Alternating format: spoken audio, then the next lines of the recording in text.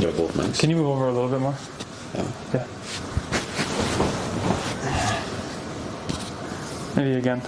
Well, I think closer is kind of gay. Okay. So I'm gonna cut out that. Oh, my head. And the young. I did. Just slammed my girl. I called the feds. I did that time. I get that bread. Forgot what it was that I did that time. Hood up. Call me Hoodie Allen. They try to call me Woody. I'm a stallion. Call me Young Jimmy Fallon. Yo. I'm all up in this bitch with talent. Scoop a fry. Scoop a baby with my talon. Fuck a child. Okay. Pedophiling. Yo, don't tell me we on right now. We on. We on. We on. You caught the case. 911? Yeah, we need he's here. bubblies? Yeah, we got it. We need like touching these here. It's kind of good. It's kind of gay. Are we on though? Mm-hmm. We actually on. Mm-hmm. Fuck. All right, audio sync. Is my mic on though? How do you know it's on? Is it on? Do you know how to turn the mic on? You're so fucking hot. Don't look at me when you say that. Here we go. All right, well, I'm excited to actually sit down because for the listeners, the fans, you know, you've had a chance to be creating content for, I guess, quite a long time right now. When did you start creating content? It's so official. This is such a real podcast for the kid, eh? Yeah, absolutely. First podcast under his belt. Yeah, it's not my first, bro. It's not my first time. Hundreds. I don't know. I think I was first consuming a lot of content. Mm-hmm. YouTube. Actually, Adam, who you met yesterday, he got me into YouTube. Probably like grade 7, which would mean we're like 12. Yeah. He got me into YouTube. He showed me Chris Chan, Casey Neistat, before Casey Neistat started vlogging. Okay. So I don't know what year this is, but it was like 2 years before Casey Neistat started vlogging, where he had videos like the iPod video, the biking crash, bike lane in New York City video. He had office tour videos. He had videos like this, and we were watching his videos, and his channel was blowing up, even just from older videos that he had. And then he started vlogging in a couple of years. So like those guys sort of introduced me, and Chris Chan was doing unboxing. These guys sort of introduced me to the whole idea of like casual content. Almost like I was almost like the first thing that I was introduced to, rather than being introduced to movies and like falling in love with the idea of making movies and things like in commercials and things like that. The original content I was attracted to was, and this is only coming to light now, but was those sort of casual contents. The Casey Neistat, Chris Chan. I'm sure there were other YouTubers also, but so those guys showed me they showed me I guess what exists. Yeah. And like the world of like making content of like just everyday life, casual, not scripted. And so what sort of impact, if any, did that have when you were growing up? Did that make a difference on kind of like what roads you took? How did that look? Yeah, I guess a lot of these guys were like creative. Casey Neistat was very creative, and like when I'm watching them, I didn't immediately think I want to create videos like that. Mm-hmm. But it kind of it helped shape me. You know, like you have influences as you grow up. Different things, whether you're watching hockey or this or that. You want to be a pro hockey player. You're going to take hockey seriously. And nowadays, kids are on TikTok, and TikTok is forming their personalities, which could be dangerous or not, because the AI could technically control what is feeding you. But I don't think it is malicious right now. The AI isn't advanced to it having a purpose yet. It's just saying people who like these videos often like these videos. Mm-hmm. User A watches this video and then watch this video. This user C, he watched this video. He might want to watch the same videos that user A watches. Yeah. So I think, did it have an impact on me? Yes. You know, I mean for it to have an impact? Can I remember the moment it had an impact? No, but like I would create duct tape wallets. Mm-hmm. I think Casey Neistat had really, he had instilled values in me that I still carry today, and maybe I'm more aware of them now, where he was almost like, you have role models, essentially, like the people you're watching, that you're spending time with also, like they have subliminal messages that bleed into you and like teach you, almost as like a parenting figure. So like he would say like, use your gear, the best camera, like the best camera you can have is the one that's most easily accessible, like the first one you can grab. Like he was a big proponent of like shooting on your phone rather than shooting on your DSLR. You know, like booking a shoot, just film it on your phone. And like that goes for a lot of things, you know, like anything. Working out, it's like, oh, oh, I can't work out because I don't have a gym. It's like, well, you have your body, just do push-ups. You know, like, so that sort of mindset I think I've had for a long time, and that's probably from him or from a lot of people. I don't know to trace it back who, but it's easy to trace it back to things to him. Yeah, and let's fast forward to now, because obviously there's a lot that happened from grade 7 Mike to Mike now. But what are some of the things that you're doing now that have really like taken more of a presence in what you're doing? Because you've got a lot of stuff going on. You've got businesses you're running, you've got content you're creating, you're working with different charities. Like you're doing a lot of things now. Maybe like tell me more about what you're doing now. Just things I'm doing now. Yeah, like what do you got going on now? Sounds like we're wrapping it up. It's a quick pod. Yeah, it's quick. Quick pod. Just tell me what you got going on. Any shout outs you want to make? And before you do, I'm not sure how crisp this is going to be. It's going to be crisp. Is it going to be crisp? I have to do it with one hand. That was pretty good. That was pretty good. Okay, the floor is yours. I don't specifically like to say everything that I have going on because there's too much for me to comprehend. Yeah. 1. 2, it's embarrassing the amount of lack of focus that I have, and I am trying to focus on too many things, and it's a conscious decision of mine to try to limit those things. And when I take a step back and look at everything that I'm doing, I always am reminded of me trying to do too much. And that is a big reason for why I can't propel one thing forward, where I'm trying to raise all things a little bit. It's like if you just dedicate all that time to one thing.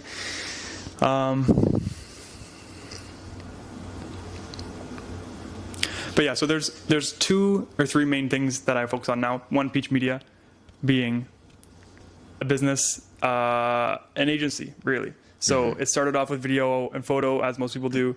It's transitioned through COVID and stuff like that into 3D tours. And then there's marketing element of it as well, like web design and other marketing strategy. Long term, I want to do ads and content, mostly for ads, like for traffic, really just traffic, drive traffic. Because I find the biggest struggle with running an agency for marketing is, okay, well, how do we, what's like the monetary gain from this? You know, if you're doing a web design or web like marketing strategy or whatever you're doing, what is the actual growth that's happening here? And it's really hard to track that. So anything, photos, videos, it's hard to put a number on the value of it. And that's why one of the reasons I switched to 3D tours, because there was just so much creative, like a room for error in video, where there's taste and music and cuts and speed, and like there's 1,000 different things, and everyone has their own opinion. Each client has their own opinion, even though someone is expert. So 3D tours is a little bit more standardized. It's systemized. It's okay. I do the 3D tour. This is it. This is how it's done, and this is what it is. There's still elements of creativity that can go within it. There's still videos I can put within it. So I like that, but it's just more standardized. So there's less time to be making back and forth creative ideas, which ends up being the killer of like anything productive. It's just like people's different conflicting views of creativity. So ideally, I'd like to be doing traffic, which is like the number one. It's like, well, how much is this worth? It's like, well, how much money did it bring in? So it's like stage 1. Like, it's so easy to see. So that's why I want to do ads in the future, and that's just one of like the number one reason for like growing a business. Like the ads are huge. Or like the traffic is huge. No matter which source of traffic you choose, that is the number one way you can grow your business. Like if you don't have leads, you have no business. So you can build systems and buy a factory and buy a warehouse and hire people all day long. That's easy. But the hard part is doing the sales. I mean, I guess it depends on the person, but for me, it's really easy to design logos and just packaging and order samples, and all that stuff is fun. But like the hard part is driving traffic. So like that is the biggest problem and like biggest difficulty for me. So I think that's why I need to drill into that. It's like, okay, well, must be a problem for other people as well. Yeah. Like I see a lot of other people that have no problem creating products, hiring a team, like building these systems, but like the sales is the harder part, the hardest part. Yeah, and I think no matter what business there is, there's always something that someone struggles with. If you're an extrovert and you love talking to people, like you might succeed really well with sales, but then you're like, I hate sitting down and spending time creating this because I feel like it's not building the same value as me being out there and being active. So it sounds more so like for you, it's like that thing that is more of a challenge is the sales. But it's cool that you've identified that, because now you kind of know like what you're doing. So you got Peach Media. What else is going on? Anything that you want to share? Obviously, you don't have to give away all the secrets. But what else is going on? Yeah, so that is Peach Media. came from videos, now at 3D Tours, want to do ads. That's Peach Media. I would like to build a personal brand around Peach Media. So do YouTube for my own personal brand. And I guess short form videos just because those have good traffic, like I said. So build Peach Media with the personal brand, so that would be nice. But it's hard to build a personal brand when you have nothing to show for it. So like when you have a successful Peach Media, then you can be like, oh, listen to what I say because I have these things to say because I've done this. But if you've never done anything, it's hard to be like, oh, listen to me, because you really have no experience. That's why it's kind of funny when you see like life coaches who are like 25. Yeah. You're like, why would I listen to you? You have no experience. I'm sure there's some things that they know, but it doesn't make much sense. So Peach Media, I want to help e-commerce brands because I want to have e-commerce brands. So like I have Luna Silk e-commerce brand. Biggest problem with that is traffic. So I'm kind of diving headfirst into the traffic problem, solving it for myself. And then how can I build the systems, learn from solving it myself to help other people solve the same problem that I had and continue to have now. So solve that problem for myself, and then I can use myself as a case study, use Luna Silk as a case study. Look, I had this problem. I was in the same position as you. I didn't have leads. I had a beautiful website. I had a beautiful product, a really good product, blah, blah, blah, blah.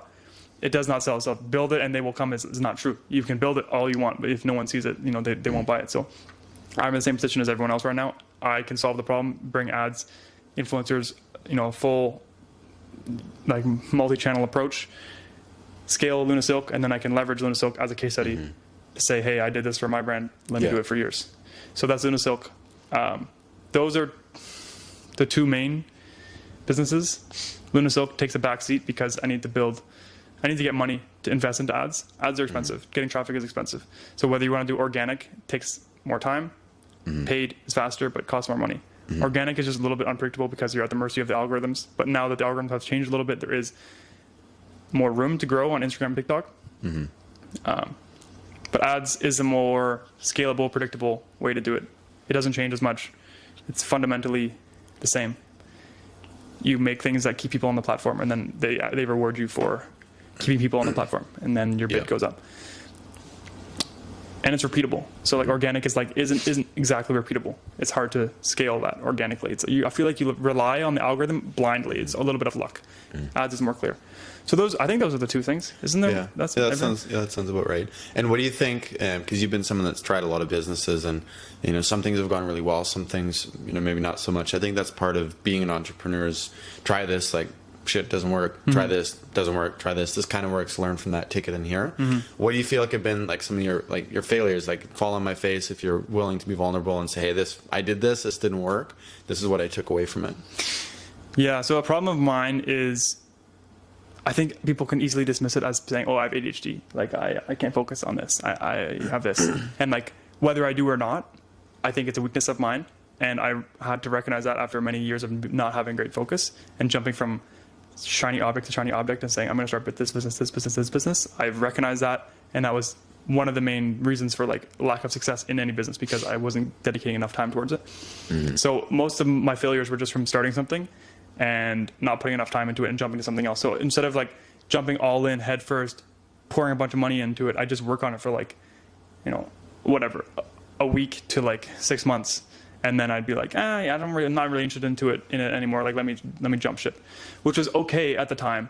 Yes, I didn't have any huge failures. Yes, I like saved my money because I never committed 100,000% to anything. And I learned what I liked, what I didn't like. I learned a lot through that, but it also restricted me from having like any sort of success because I wasn't fully committed to anything. But I tested the waters, and now I know I have to commit a large percentage to projects that I know are actually sustainable and like they have a good futures. So the things that I run now, I'm dedicated to, and anything else, like almost every day, I remind myself, okay, like what am I doing? And is this like getting me towards the goals that I have? Because you can very easily get distracted and say, okay, I'm going to work on this website again because it's really important. I really need to do this website for this brand. I have like other smaller brands that I start, and like I just like Rug Labs is one. Plug. Utopium. Yeah, like these small things that I try to start passively, and they try not to take too much of my time. But sometimes you start catching yourself like just giving them too much time, and I don't remember what the question was. My problems. Yeah, like failures, how you've learned from them. Right. So I've started a bunch of brands. None of them have been successful, but they've all taught me important lessons. I haven't had super big failures because I haven't committed a lot of time to any of them, a lot of money or like anything to a lot of them. And I haven't really quit any of them. I haven't been like, nah, this is not it. Let me just jump ship to something completely different. They've all kind of like been a stepping stone to the next thing, like videos, 3D, like videos and photos for Preach Media. I don't really do videos and photos anymore, but I stepped off of that and I started doing 3D tours, which still have videos in them. I can still use the same website. I can still do this. I guess it's still the same clients. It's just a bit different. It's like a pivot. I've kind of pivoted. Yeah. When you pivot enough times, you're way far from the beginning, but you learned a lot all the way. And I never had a jump or like a, go up and a failure. It's more like up, across, up, here, like that sort of thing. So I haven't had huge failures. There's been a lot of brands that I've started and I've, I guess, given less attention to now, quit. Just because the more I research the market and time I put into it, I realize that the market isn't as big or open, or there isn't a big enough opportunity, or it's just not right for me to pursue it, or it's too big of a problem. Things like that. And so where do you kind of draw the line or make that decision? Like, is there a point where you say, hey, given this, and this, I stop? Now it's clear. I don't know when I draw the line, and there's no line. It's blurry. It's I will get to it, and then the further and further I get to it, I realize, you know what, that actually isn't that good of an idea as I thought. The market isn't that good. Circumstances aren't that good. There's a lot of things that go into it. There's career timing, market timing. So it's like, this is one of the factors. Market timing is like the market overall, the economy. Where in the market is it? Do you place? But there's also career timing, which is like your personal timing. It's like those both have to align. So maybe. I was telling you today there was like a Razor subscription that I was looking at doing. Yeah. And I had like done a lot of market research, done angles, all this stuff. The market timing was good. I was before these other subscription brands like Flamingo. I was right after like Dollar Shave Club. So the market timing was good, but career timing for me, I wasn't advanced enough to pursue something like that. It was too big of a project for me to take on. And at the time I thought, okay, this is a great idea, great opportunity. There's a huge gap in the market for this. But it was just too big for me. So like, it's still such a good idea. I should do it. And now it's been, 3 or 4 years from it.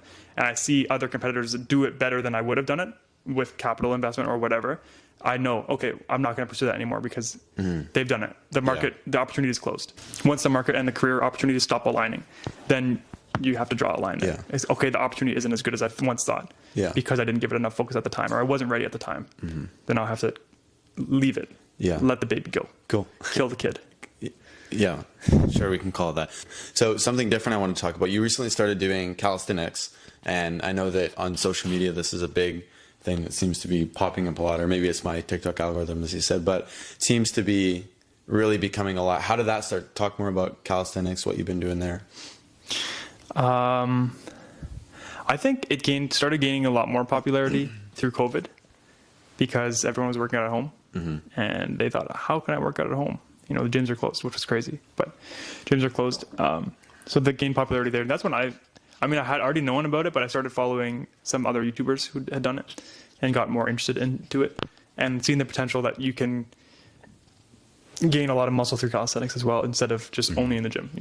I always thought calisthenics were more lean and it's harder to gain muscle through those things, but like a lot of those YouTube guys showed me that it's possible. And I wasn't specifically looking for calisthenics or anything, but just someone I met at a gym. When I walked outside, he was doing calisthenics in the park and I was asking him about it. And then we started doing calisthenics together because he liked to do calisthenics and I lost my gym membership, or like the gym that I went to was no longer I was able to go to. Yeah. And so we started doing calisthenics and he's about them. And so I'm open to them. I'm happy to do them, but I guess it's been a couple months that we've been doing them for now, and he doesn't get as sore.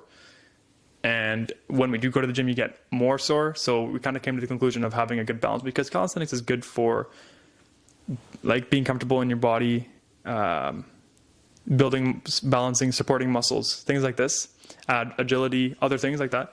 But being in a gym is faster way to gain mass. And I think that's something that we realized as we would do both. I think we're thinking the best approach would be to do both, like a couple days in the gym, a couple days at calisthenics per week. Number one, being just moving, get exercise, eat. Yeah. But once you have exercise and eating down, then you can start thinking about the next stage. Yeah. which is what sort of working out do you want to do? Optimizing, I guess. And that's something that I struggle with a lot is, I jump to stage 5 rather than stage 1. And I, maybe get overwhelmed and say, oh, I can't do that, or like spend too much time learning stage 5. And it's a double-edged sword because yes, I stop myself from having a lot of failures because I research the shit out of everything before I start jumping into it. Like I have to research like all 5 stages and like know it inside out before I can really jump into it. So it stops me from failing a lot, but it also makes me very slow to do things because I have to learn all about it before I can fully commit to it. And so what does that look like when going to the park, doing calisthenics, like what do you do? If I'm someone that's never heard of this, I'm like Googling calisthenics right now, what the heck? Like what do you do when you go? Because there's no weights, it's just you, right? So what do you do? Yeah, it's interesting because it's like, there's nothing to do. There's like, how do I start? What, if I'm going to do chest workout or legs workout or like, what do I move? What's heavy? But the thing is, I don't even know much about calisthenics, but I think it's mostly just body weight. It's only body weight. I think people can start adding weights as well too. But it's just fundamentally just moving your body in ways that you leverage your weight onto the muscles that you're targeting. So push-ups, dips, squats. These are the basics, I would say. Chin-ups, pull-ups. So you do need some equipment. You need at least a bar, a chin-up bar. And the first time the first sessions that we had, we were just in a playground, and this playground had like bars for chin-ups and pull-ups. So we'd use those, and we use those for chin-ups, pull-ups, and dips. There was a dip one as well, but this was just playground bars. It wasn't calisthenics at all. And then push-ups on the ground, dips on a bench, like squats on the ground. You can do like leg raises on the bar, the chin-up bar. You can do everything with just those 2 pieces of equipment. And it's not even pieces of equipment, it's literally just play structure. So whatever muscle group you're going to be working that day, it's very easy to find exercises for that. There's not 1,000 different exercises you can do in the base level strength, like starting. There's not 1,000 different exercises you can do, but there are like 4 basics that you can do. Yeah. Huh. Interesting. Like, I mean, doing it, have you noticed you've got stronger, noticed any like change in shape? Like, yeah, I feel like, training anything, I think you start to see some results. So I've put on like 5 pounds. Yeah, I think the problem for me, I guess genetically, like ectomorph, I don't know if that's genetics or just like how you're raised of like your body size. Like maybe I just wasn't eating enough as a kid and I would be skinny. But, like, does that determine your frame size? Like you have frame size, ectomorph, endomorph. There's another one. Mesomorph. Mesomorph? Ectomesomorph. That's middle? I think something like that. So those are like your frame sizes, like big, medium, small. But like, does your diet as a kid determine your frame size? Maybe, I don't know. But I was pretty skinny. So I was pretty skinny diet. It's pretty skinny frame always. And I would say the number one thing is just eat more. Like, don't even worry about working out yet. Just like, if you're skinny, just eat double what you're eating, maybe even triple. And like, I used to always think that it's impossible. I'm just an ectomorph. It's impossible for me to gain weight. My metabolism's too fast. Like, you tell yourself these things because it's easy to say that, oh, I have a fast metabolism. It's like, okay, even if you have a fast metabolism, that just means you need to eat more.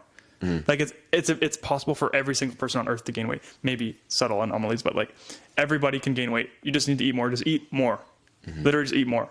And doesn't even matter what you're eating at first. If you're skinny, just eat like more. Yeah. But if you're going to look at a little bit of what you're eating, you should be eating more protein. Like any protein, to eat more protein. Calories, healthy calories. Protons. Yeah, important. Yeah. Eat those, and then once you start eating more, you'll either, you're just dedicating some sort, like you'll get motivated. You start doing one step towards a goal. You're like, okay, well, what's the next one? So you will start working out. And so just like do easy workouts. Like don't lift heavy weights. Just start going in the gym. Go easy. Also, number one first workout, just please go extremely light. Like the worst mistake that I have had like maybe 5 times working out is like you start getting into the gym, you start going harder. The third time you're there, you start doing like heavy weights, and now you're sore for like 3 days, and then you lose your routine, and now you're not in the gym for the next 2 weeks, and then you get sick, and then you're not in the gym for a month, and now you lost all progress. Yeah. You even lost weight. Like it's just like, please go very, very light in the gym. At the beginning, all you're doing in the gym is just trying to build the habit of being in the gym.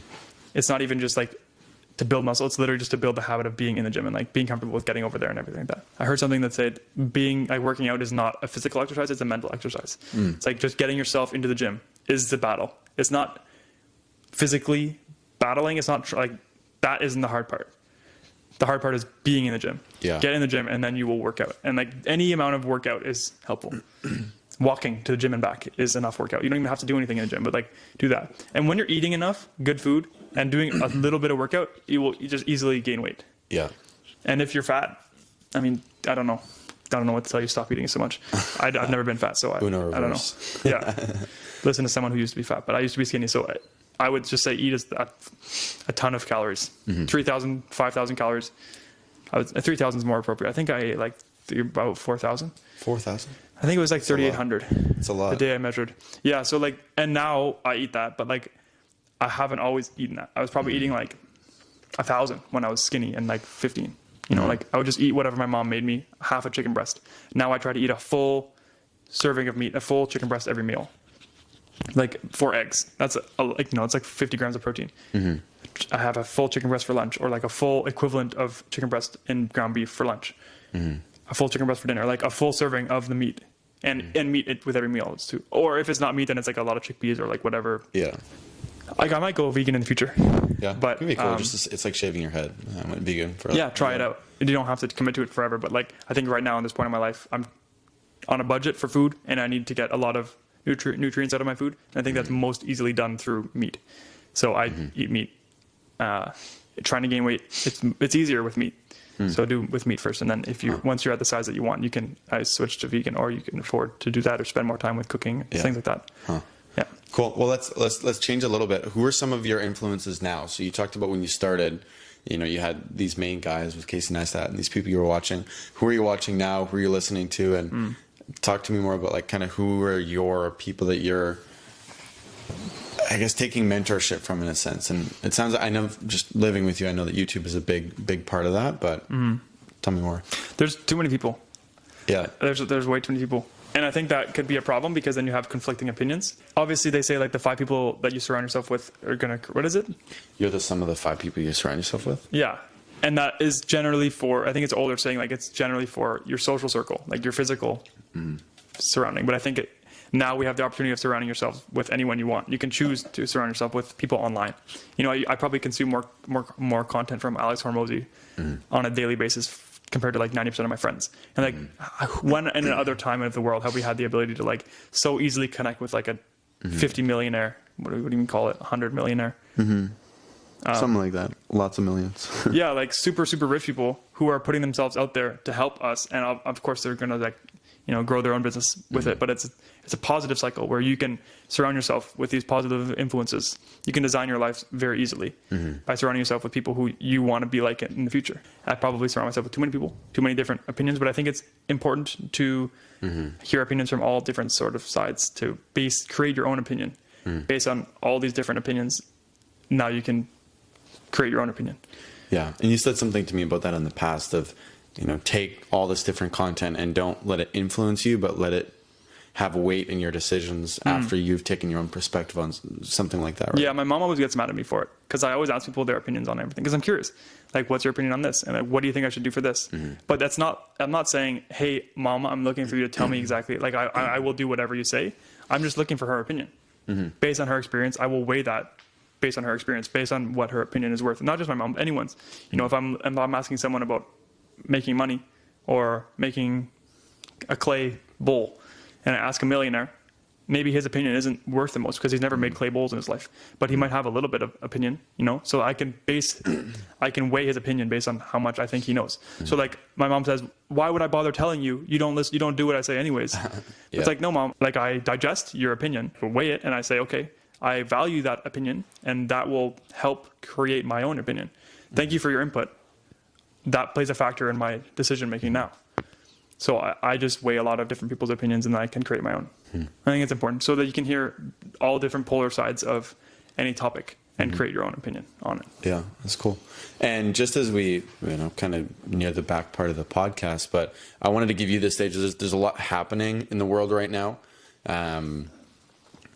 you know, and I can't even begin to name everything. You're more up to date with it than me, but I want to give you the stage just to talk about what's going on. Do you have any big opinions, things that are going on, things you want to talk about? Viral TikTok clips. Viral You want TikTok polarizing. Doesn't have to, yeah. You want me to get canceled. Yeah, cancel culture. Cancel culture's out. Yeah. Nobody gets canceled anymore. That's true. I think things move in extremes. So first there was, well, whatever first was, I don't know. But then cancel culture came and it overcorrected. So there's too much, people are getting too canceled. But now it's come back a bit. Now no one really gets canceled anymore. If you do get canceled, it's not full time, you know. But what has happened, what impact that has laid out is people are more careful about what they say. They do realize what they say lasts. You know, the internet never forgets. Things last on the internet. So people are more careful about what they say online and in real life because you never know what's online or not anymore. So there has been a lasting impact of cancel culture. So was cancel culture good? Probably not. But where we're at now is a good balance between both. You know, I think that happens for a lot of things. We were very pro-feminism, and now there's becoming a backswing with the popularization of Joe Rogan, Jordan Peterson. Now you see the Tate guys, those guys. Like it's swinging more towards masculine again, and it's probably getting too far masculine. But there will be an equilibrium, you know. So I think it comes and goes like that. I also think news is poison. Oh, I could add that to my thread of enemies. News. Don't listen to the news. My dad said something when I was complaining to him about the news. I'm like, this is so toxic. It's so horrible. I hate the news. It makes me depressed every day. Like, why would I bother reading this? And he says, stop watching the news. You know, if it's important enough, you'll hear about it. I'm like, oh, that sucks. You know, you don't need to submit yourself to the opinions of these reporters that are selling themselves out to clicks. You know, it's not a logical business model. They sensationalize everything because their whole business model is based on clicks, and they just need a click. They don't need a viewer, they don't need a long viewer attention. They just need clicks. So they kind of sell their souls or like sell out, like with thumbnails and clickbait things because the reputation doesn't really matter as long as they can have hyper realistic thumbnails capturing the click. So I don't watch news anymore. I don't listen to news. I don't, whatever. If it's important enough, it'll make its way to me. And people talk about it, you know, you hear things like that anyways. If it's relatively important, you will hear about it. Yeah, it pops up somewhere, whether it's Instagram or... Also, none of it is really important. It doesn't affect you it doesn't affect, you know, it doesn't matter. Yeah. None of it matters. And I think it's all fake. It's a facade. What do you call it? I think it's a facade. I think that's right. It doesn't make a difference anyways. Like, I don't think we have much control over any of it. So anything that's happening is probably bigger behind the scenes than where it's made out to be. And then it's like it's a machine that like hits us from 1,000 different ways. It's all we have no control. So there's no reason to stress over it. That's my opinion now. And so if you're willing, I mean, share whatever you wish on this, but talk more about social media, censorship, things that are going on with that. I mean, you are someone that's got a presence on social media. You've got, you know, lots going on. What do you think of kind of where technology is at and where it's going? And you're like my tech guy, so. Right. You mean social media? Yeah. I think it's swinging as it does. It swings left and right. And I think the tech companies are too big and they are essentially the new government. And I think that there isn't really countries anymore because the countries used to be separated by borders in which you couldn't really cross or couldn't fly around, or it's hard to cross borders, but now it's super easy. You pay $200 and you're in a new country, you know, in a new continent.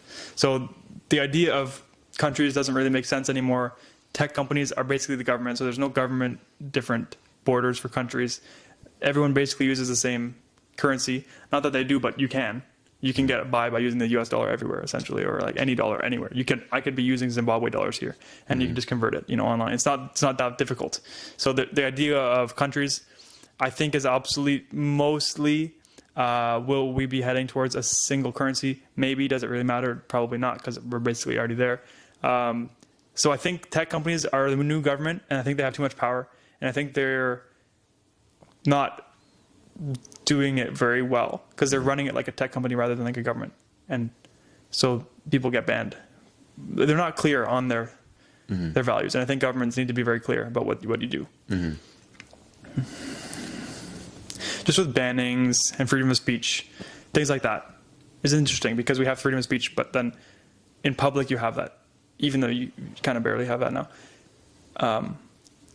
True. But then online, those laws should continue, but then you're at the mercy of them, of the companies, which is fair because that's their platform. Because then it's like, it's a weird balance, because is it that big where they are, freedom of speech, they're at the mercy of their own laws or the government laws? And if there are the new government, then they're changing the laws essentially because they're becoming the new norm. Like, you live on social media, and so you live by Twitter's laws instead of the government laws now. So it's almost like their laws are more powerful than the real laws. It's interesting. Yeah. So I don't know. I think it's swinging too far, and I think that it will correct itself and is correcting itself. Like, you see things like Spotify, and they say, okay, Joe Rogan, you're pretty polarizing for YouTube. Come to Spotify and we won't ban your things. We won't block them or whatever, things like this.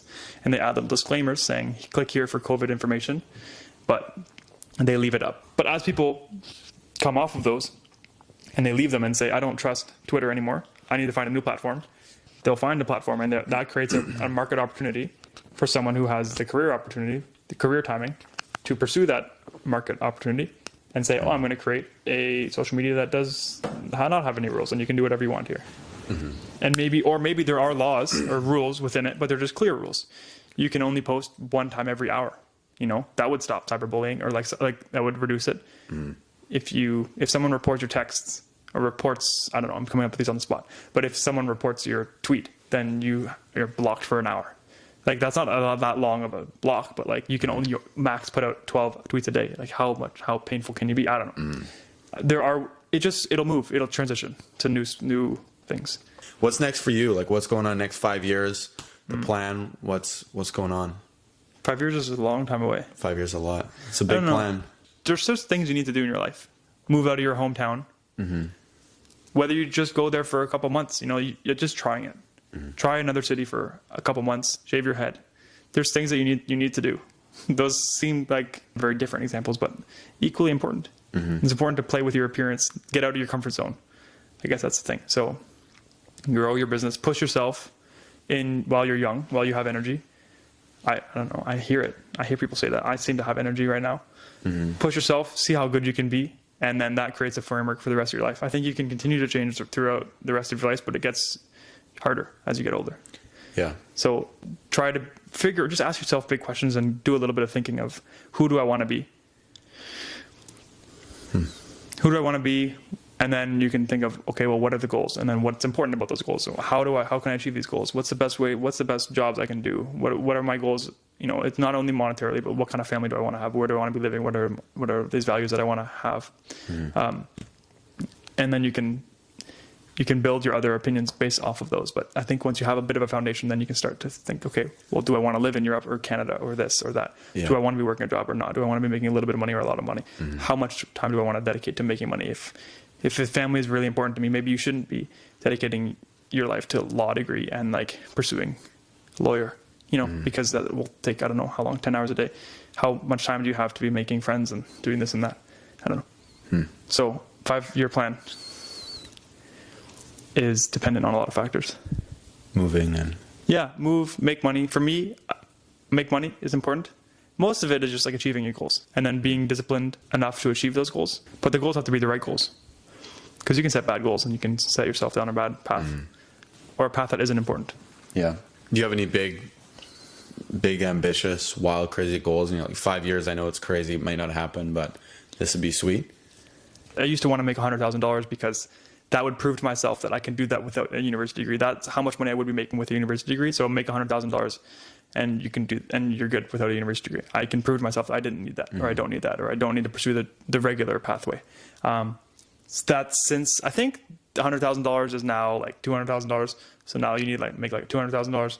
But for me, I think the goal is $1 million a year. I think $1 million a year is a good amount of money. I think that is enough. Like, I don't think you need 10 million. So I think the difference between like $500,000 a year, even $400,000 a year, and $1 million is not really a big difference. Your lifestyle probably won't change that much. So it's a good clean number. Set it at $1 million and you're good. So 5 years, I guess, probably should be at like $50K a month, $500,000 a year. It's a big goal, but I think it just puts you on the path to be making $1 million a year. Shoot for the stars, land on the moon. Yeah, and $1 million a year is like, it's not that much. You can spend it easily, but also like you can do whatever you want essentially. Like, yeah, you're not going to be taking private jet every week, but like you can build whatever house you want wherever you want. You can buy whatever cars you want.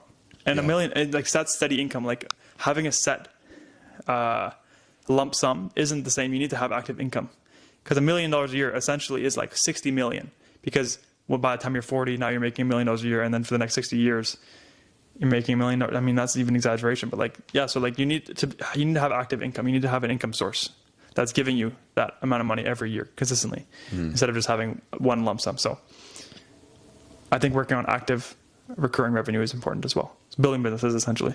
Yeah. And you can sell your business for 10 million, and then, you know, it's the same sort of thing, but I like cash flow. Yeah. Cash flow is good. Yeah. Well, I heard this thing, and I've said it a few times, that money doesn't have to be the be all end all, but if you can be in a place where money isn't the thing that limits your decisions that you make, you're in a good place, right? So, And that's probably what, like 80K a year. yeah, like realistically, Yeah. I mean, depending on what you want to do and personality, but So anything after that is just for your own ambitions. You don't really need more than that. the rat race. Yeah. I have this, now I want more. Yeah. But if your goals are set high, then they're your own goals, you know. So, and then Alex Hormozy also said today, or a couple days ago, I heard it said, to achieve freedom is not based on a monetary amount of money that you have, but it's actually based on what you're doing with your time. Because if achieving freedom is $1 million a year, then you can finally do what you want with your time. Then that would be equal to making $60 a day doing what you would be doing when you're retiring. Because if your money is taken care of and you're rich and you say, if I had nothing to do when I was retired, what would I be doing? I would probably be making pottery. And if you can get paid right now to make pottery, then essentially you're free, because you're doing what you would be if you had all the money in the world and you're getting paid to do it. So that's an interesting take on like separating the lump sum of money, the goal-oriented monetary value that you have from your freedom, to the activities that you would be doing if you were free. You know, people want to go traveling. They say, oh, when I retire, I'm going to go to the beach. But if you can go work on a beach now, do the same thing that you would be doing if you were retired, then essentially you are retired. It's the same difference. It's an interesting perspective. Lots of different, I guess, things that we talked about, but cool split bet. I think it's important. Carefully, don't drop your mic. Thank you. Like that guy was saying on the podcast, he said, very multidimensional. I think it's important to be multidimensional. You can't just zero in on one thing. I think it's very important to be multidimensional. One, it builds you as a person, and then also these other dimensions that you're building up, calisthenics, self-improvement, like whatever these different channels that you're looking at will also translate to helping you in other channels that you're building through ways that you wouldn't normally know or predict. But it also helps you just as a person. You know, you can't only have one interest, because you'll not be able to talk to anyone about anything. Yeah. And it's weird. Mike takes on the world. Yeah. Boom. Game over. Mic drop. I already did that mic drop. You did the mic drop. Yeah, I took care of a little that. bit accidental, but. Oh, it was purposeful. Go on. Yeah, it was good. All right. Yeah. I'll take it. Yeah. Bet. Yep. I suppose that's it. Yep. That's it. Nice work, everyone. Peace out. I hope the camera's still recording. I hope so. Thanks so much for watching the podcast. Sorry, it was random and scrappy. We just decided like 20 minutes ago we do a podcast because Why not? yeah, there was no reason. They either said we watch a movie or do a podcast or do work. So we thought we should probably do a podcast. Just probably procrastinate work. Yeah. Podcast. If you want to see more podcasts, you can check out my channel. There's a playlist for podcasts. If you want to learn random things that I'm learning, this is what the channel's about, is just learning random things that I'm learning. It's called Mike Learns. And my main channel is called Mike 5000. It's about bigger videos. You know, it's more 3D tours, agency, self-development, things like that. But yeah, thanks for watching. Subscribe if you want. I think I have 8 subscribers right now. Ooh. And it is currently August 15th. Something like that. I think it's the 15th. August 15th, 2022. I think I have 8 subscribers. It's a lot. I don't even know who subscribed. Journey from 8 to 8,000. Yeah, I got to hit 10K and then I can start doing merch. Ooh. Not merch, but like cool products. Because I want to like create like socks and like skateboards and like shells and like cool stuff. I'd buy your socks. You know, like keychains, like cool things, you know, water bottles. Yeah. But I put these physical restrictions in order of saying, I can only do this. I can only enable that distraction into myself once I hit 10,000 followers. Yeah. But 10,000, you can set milestones, but the goals shouldn't be at the mercy of YouTube. The goals should be at the mercy of you. So you should say, I'm going to do 4 videos a week. And that should get me to 10,000 subscribers in 2 years. But the goal should only be something that you're in charge of, you know? So I'm not in charge of how many subscribers I get because I'm at the mercy of the algorithm. But I can tell myself to do 4 videos a week for 2 years. And that should translate to 10,000 subscribers a year. Huh. But yeah, anyways. Well, whether it was entertaining or whether it was something that you took away, share with a friend if there's someone you know. Like and subscribe. That's it.